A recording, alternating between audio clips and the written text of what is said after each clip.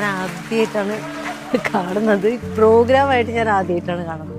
പക്ഷേ ആദിയുടെ ഈ കരിയറിലേക്കുള്ള തുടക്കത്തിന് മുന്നേ ഉള്ള ഒരു സ്റ്റേജ് ഉണ്ടല്ലോ, അത് ഏറ്റവും കൂടുതൽ കണ്ട ഒരാളാണ് ഞാൻ. എൻ്റെ ഫ്രണ്ട്സ് എല്ലാവരും കണ്ടു, എൻ്റെ റിലേറ്റീവ്സ് എല്ലാവരും കണ്ടു, ഞാൻ മാത്രം കണ്ടിട്ടില്ല ഇവൻ്റെ ഷോ.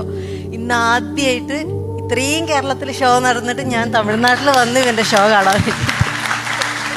എല്ലാത്തരം ഇമോഷൻസിലെ കൂടിയും ഈ 2.5 മണിക്കൂറിൽ കൂടെ കടന്നുപോയി. ഞാൻ എവിടേക്കോ കരഞ്ഞു, എവിടേക്കോ എനിക്ക് എന്തൊക്കെയോ എൻ്റെ പഴയ കാലങ്ങൾ ഓർമ്മ വന്നു, എവിടേക്കോ നഷ്ടബോധമുണ്ടായി, എവിടേക്കോ ഭയങ്കര സന്തോഷം തോന്നി, ഉറക്കെ കരയാൻ തോന്നി ചില സ്ഥലങ്ങളിലൊക്കെ. അത് നമുക്കത് എക്സ്പീരിയൻസ് ചെയ്ത മാത്രം കിട്ടുന്നൊരു ഫീലാണ്. സ്വരലോകമൊന്നു തീർത്ത് സ്വരലോകമൊന്നു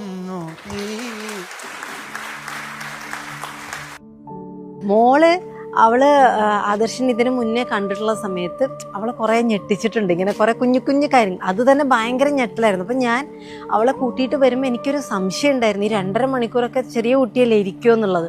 അങ്ങനെ അവള് നന്നായിട്ട് എൻജോയ് ചെയ്തു. അത് ഒരു ഭയങ്കര സന്തോഷമുള്ളൊരു കാര്യമായിരുന്നു.